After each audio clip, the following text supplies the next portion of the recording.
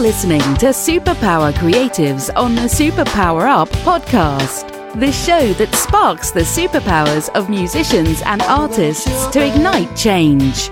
All the little men, will they get the chance to come back? Hello, this is David Delmar, your host of Superpower Creatives, and you're listening to our episode, Conscious Thinking and Improvisation. I believe everyone is a creator, and it's this inherent birthright that's the source of our superpowers. Stepping into this personal authority is scary, though. This show celebrates creatives that stay true to who they really are, making a living using their creative superpowers. The stories they share will excite and inspire listeners to do the same, making positive change in the world. I'm really excited and truly honored to introduce our guest for today's show. He's a master of creativity, and how he uses it to help others is nothing short of miraculous. Chris Nielson is an awakening coach, speaker, trainer, and consultant who creates one-of-a-kind experiences and shares big laughs with organizations like Intuit, Sony, San Diego State University, University of California, San Diego, and the San Diego Bar Association, to name a few. He specializes in creating safe and successful environments through games that ultimately develop cooperation, communication, creativity, collaboration, and leadership. He's honed his skills from 30 years of business and sales experience and his love of improvisational comedy to entertain and educate audiences across the United States. He resides in San Diego and is a very loving father. Chris, hello, welcome. Thank you so much for being here today. Hello, David. I'm inspired by your opening. So, well, thank you for the kind introduction of me. And then, man, I love your show opening and creative superpowers, conscious thinking, stay true to themselves. I love it. So, yeah. Thank you for having me.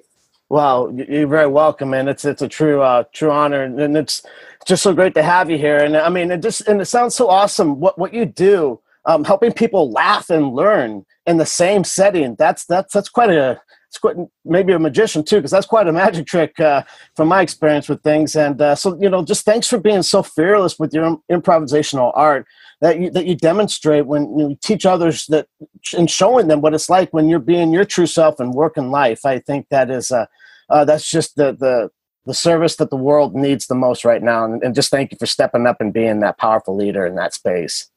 Thanks for saying that. And it's taken me actually a long time to get here. And not every moment is fearless, but I have a lot of those fearless moments. And as you talked about creativity, yeah, we are all creators.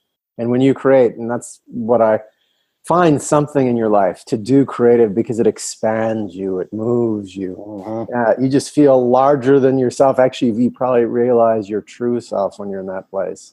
And that's why we love creating so much. So true, so true.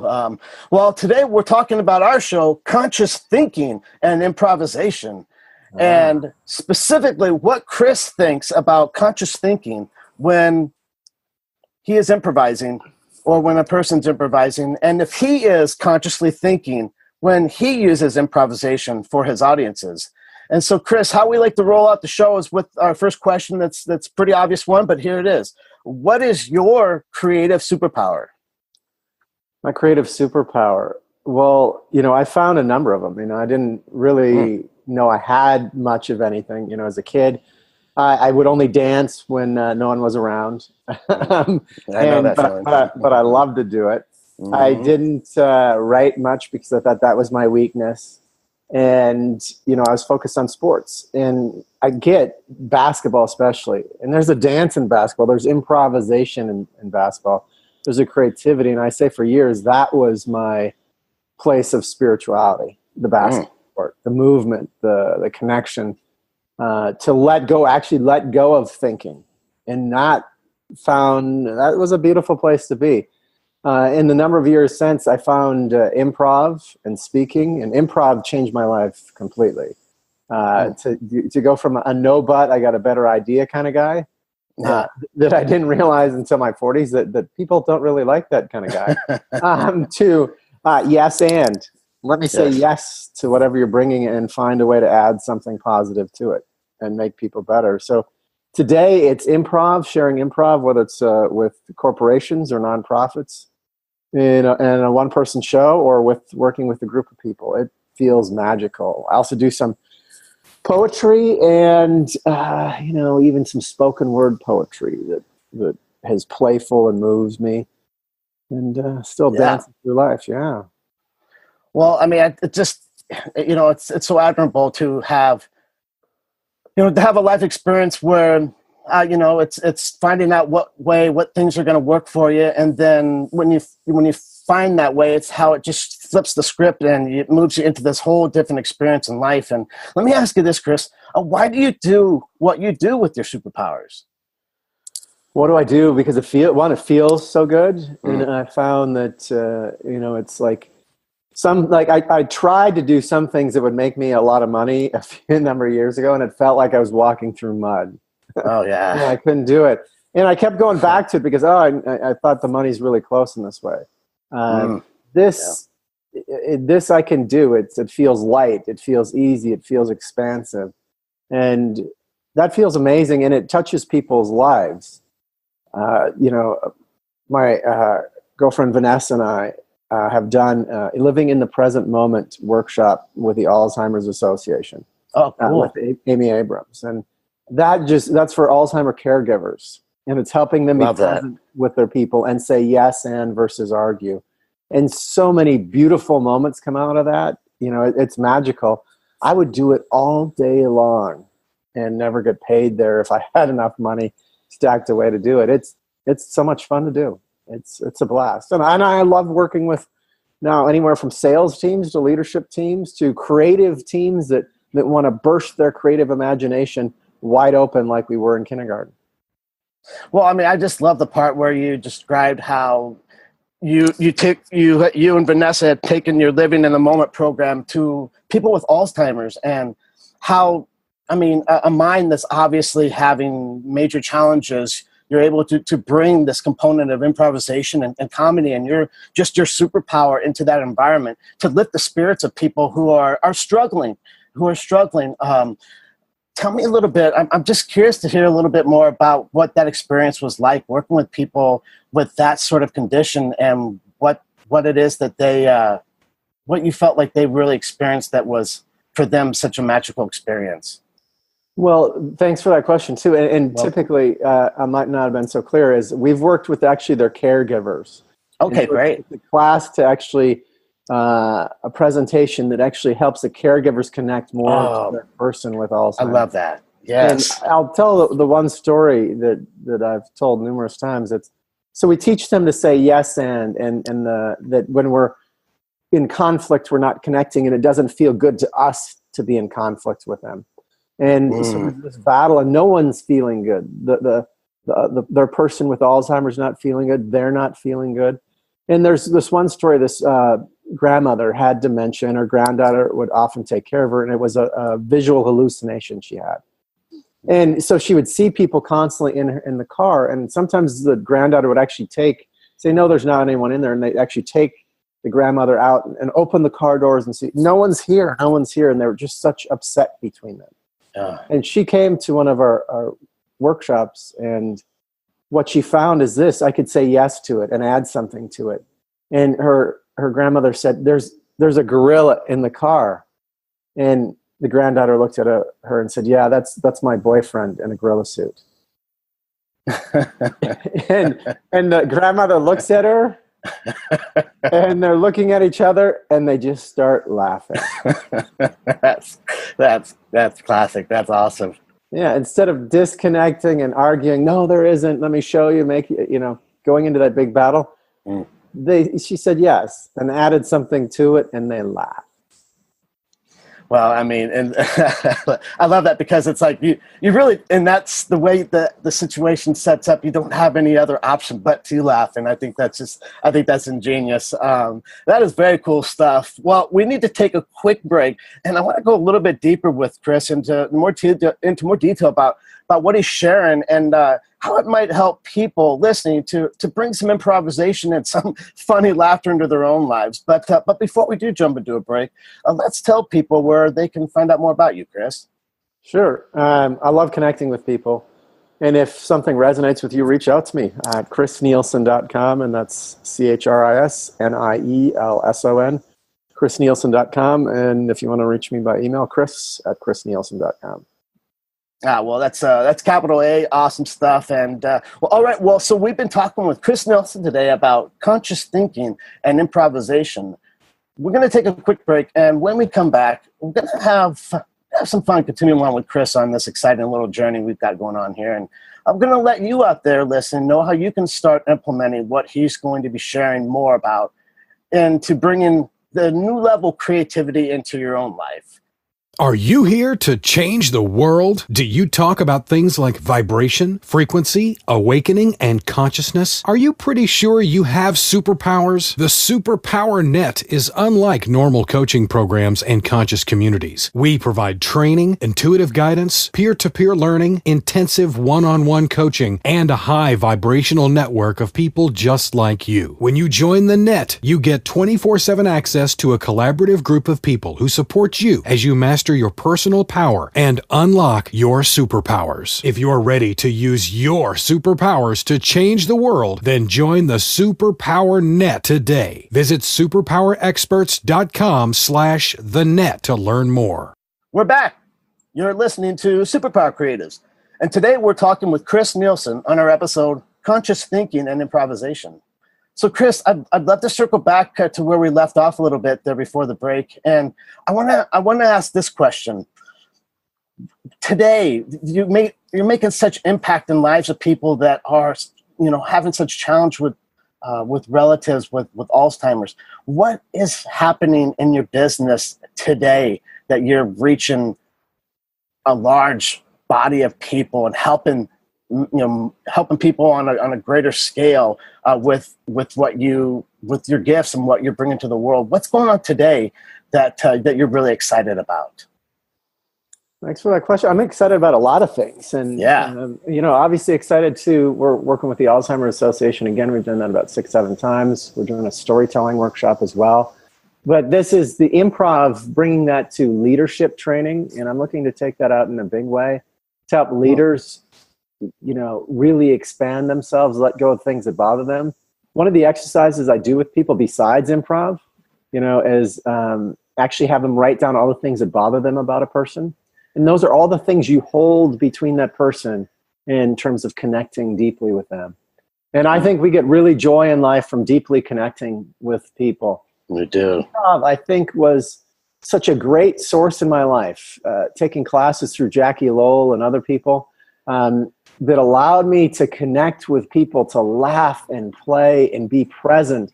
And really, when you say conscious thinking, I love to think, but also to let go of thinking, I think, is when a lot of the magic came in, and trust that the magic would come through. And there has been, as I've trusted enough, there's enough magic that can come through. So I really get now a deep mission to help leaders out there in as many ways as I can. I've worked with student leaders. And, I know so many kids and adults are suffering out there. I think we live in a world where we're told we're not enough. We're actually programmed over and over again. You're not good enough. If I can help them feel this creative side of themselves, this expansive side of themselves, and really realize there are no true problems or real fears, as I've experienced personally, wow, I know how much of a gift it was for me.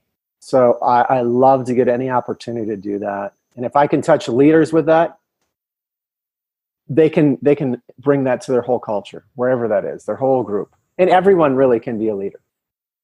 Well, and the ripple effect that happens from that, I mean, because I'm inspired by the same sort of mission. And I love that it's helping people that are helping, people on a level that is much more strained and stringent, and just all the rules that go with corporations and things like that, to be able to interject anything that can bring some sunlight of, some freshness into the scene is so well received. And just such an important thing to do with just the added demands and stress from today's world. And in particular, with the Western society and what we have going on with the fluctuation of everything we experience. Let me ask you this, Chris. When when conscious thinking and the releasing of conscious thinking and improvisation happen, can you kind of take us in a little bit about your process when you are performing or you're giving presentations or workshops and you're up there showing your conscious thinking or not conscious thinking? What's that process like where you are able to not think and just feel and just be inspired and almost just like let the channel in what it is you're supposed to say? What's that experience like for you as a creative? Well, cool.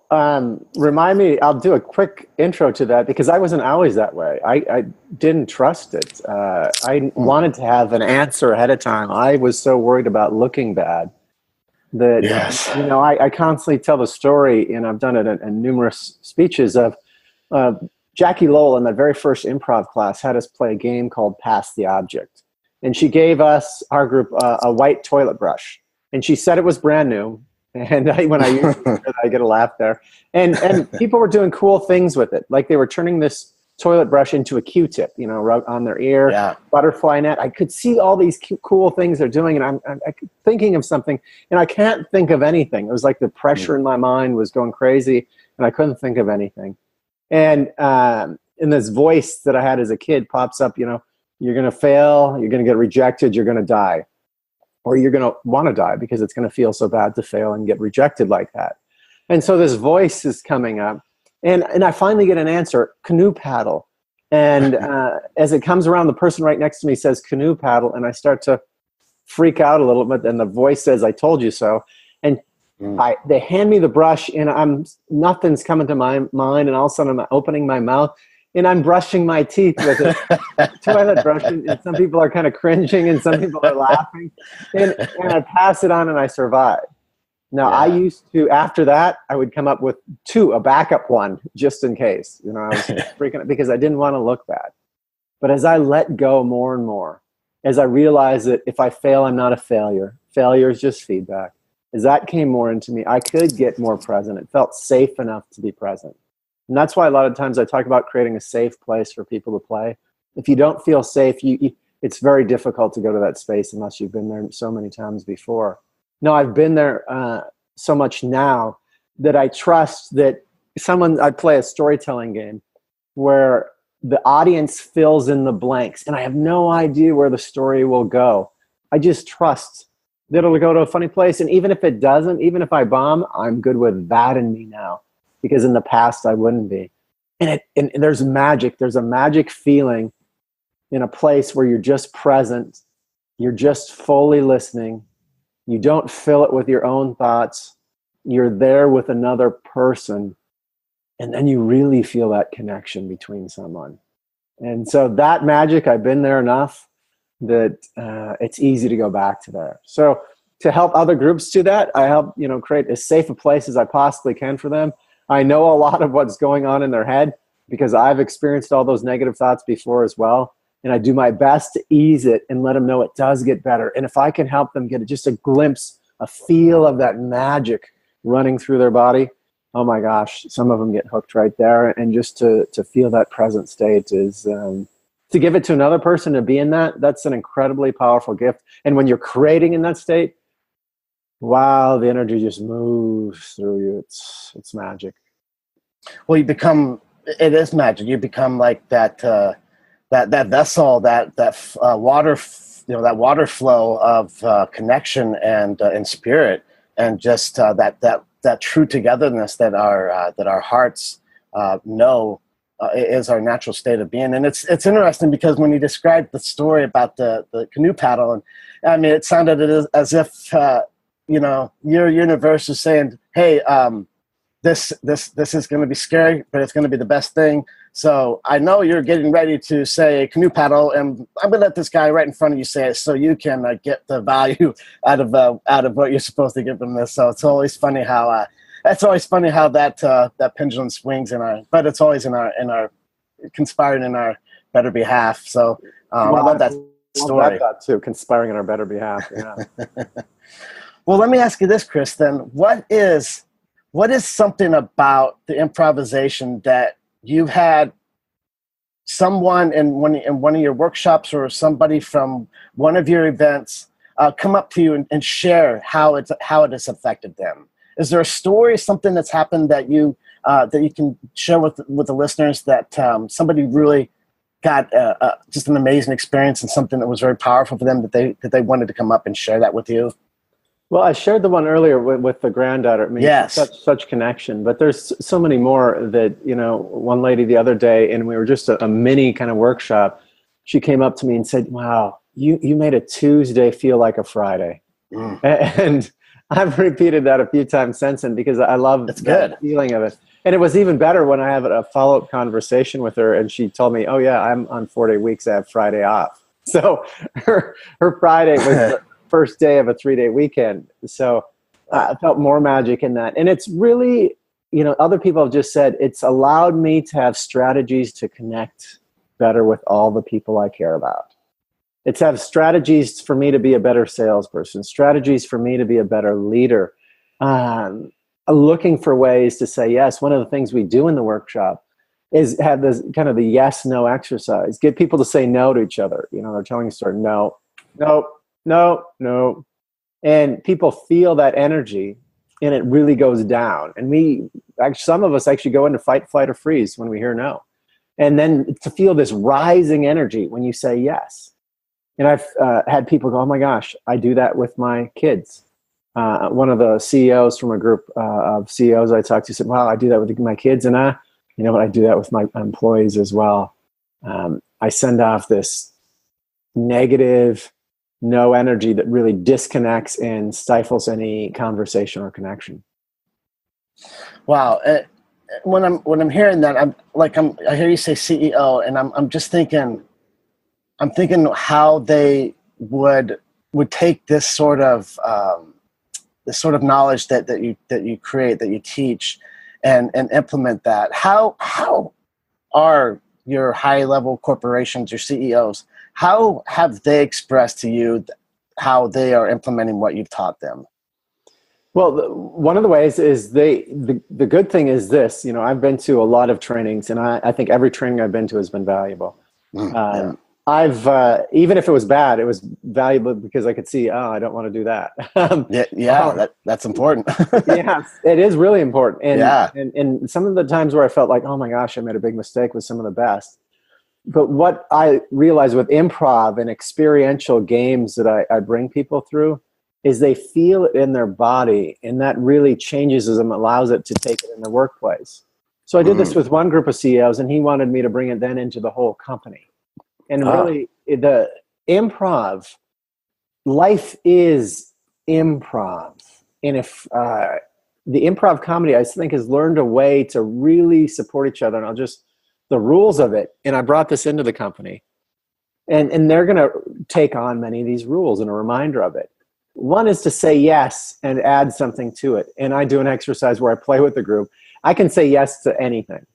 And they go, no, you can't. And they throw difficult questions that I should say no to. And I find ways to say yes to them. Yes, and. So the second thing is about listening and leadership and communication and speaking. To be a great speaker, to be a great leader, you have to be a great listener. I think that's actually probably the top skill in those areas. And then it's to be present in that moment. Like we're talking, if you're present, magic can come in, expansion can come in. And then the other kind of tenet of improv is make your teammates look good, support your team. So do what you can to make them look good. Improv comedy is not a solo sport, it's a team sport. So it's phenomenal for team training and helping leaders realize, how do we bring our team together? I constantly use this example. And people come up with various answers. If someone came to you with a great idea and you're the CEO of the company, and you said no, or just in a bad mood, and said that's not your department, and you said no to that, what could that cost if that idea was brilliant? And the answer is from thousands to millions to billions. That idea could be worth. Now, I joke too and say the idea could cost you $1 million as well. It could be brilliant. I mean, you could put this brilliant idea into practice, and someone could beat you to it, and you don't make the money, but someone else makes the money from it. Yeah. So I can see the light bulbs go off in people's eyes, and people say, oh my gosh, I've got a better relationship with all the people I work with.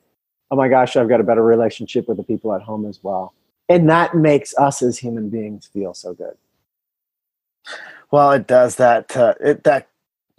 That natural connection that I think everybody's trying to somehow manufacture or to formulate how they can have more of it. And it's not a defined thing. It needs somebody like you to come in and actively show how it's done and actually go through where you can experience that energy in your body, that change within your own self that can create that new neural transmitting for your brain to recognize what that feels like so it can recall it again.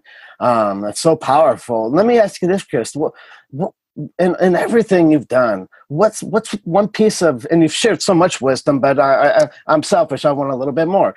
What's one piece of wisdom from a lesson, something that you've learned that is like a bite-sized nugget that you can take this one and just like keep it in your front pocket for our listeners? Just one little nugget of true wisdom that you've learned from a lesson or some experience doing what you do to help so many people. Well, there's so many. Is there any particular area you want me to touch on? Yeah, no, absolutely. I'm thinking about because when you mentioned when they're passing around and the feeling of, like when you mentioned the game, pass the object, and that feeling, because like when you described it, like I got a feeling, like I remember that's like, and I still experience it too in something like that, where it's like it's your turn to talk, and those voices, you're not enough, you're gonna fail, you're gonna die. That emotion. What's something about that you can add? Because I think everybody experiences that. Right. I think we talk about, so what I talk about there, and I'll do it as quick as I can, is that we've all been programmed to feel not enough. And I love the example I heard recently that in Cuba, there's not this body shaming image because they don't have commercials. It's a communist country and they're not running commercial TV. And so they're not looking at their bodies as bad. We've been trained to see ourselves as not enough and not good enough. And part of that, this is a multi-pronged answer. And I say this, is I grew my self-compassion for myself because I was very hard on myself, very self-critical. And as I became incredibly compassionate with myself, that allowed me to actually take in feedback more easily. Instead of me, when I failed, that I was a failure, failure was just feedback. And that's one mantra you can say, failure is just feedback. The other thing, this is from an incredibly wise man, said to me, if someone's mean to you, you can walk away from them. But if you're mean to yourself, you can't get away from yourself. So there's no reason actually to be mean to you. No good reason to be mean to yourself. You are whole and complete, no matter what someone says. And if I can help people feel that a little bit, and a lot of what I do is actually demonstrating that magic in it, that lightness in some, oh my gosh, I want what you have. And the good thing for me is I didn't always have it. So I could say, well, I don't know what your problem is. I struggled significantly. One little event would throw me off for could be for hours, could be for days. One thing I did stupid, I could remember 30 days later. But so what I'd say is that to bring it down to that, there is no reason not to love yourself fully because you are whole, complete, and you matter just as you are. Yeah. And I mean, those words are so powerful and they're so true. And, to have that experience, to really be able to compassionately love yourself, I think for everybody, it's a sliding curve for everybody, but it's so important to do. And I love that you put language to the fact that we have been programmed to be hard on ourselves and to not give ourselves the credit we deserve for things that we do that are amazing. Instead, we've just been trained to focus on what we haven't done well and how we haven't matched up and how we're not as good as this guy or this gal next to you. And I'm just glad that there's change coming from people like you and leaders that are doing something about it because it needs done. And like myself, absolutely. Yeah, you're bringing it there. And just to add just a tiny bit to that is that We are programmed, but here's the good thing. We are programmers of ourselves. We can self-program at any time. Change, in fact, is easy. It just needs some attention to it. Yes. When we drop our attention, we can easily revert back to the old, but change is actually easy. And you can change any program that is doing yourself damage.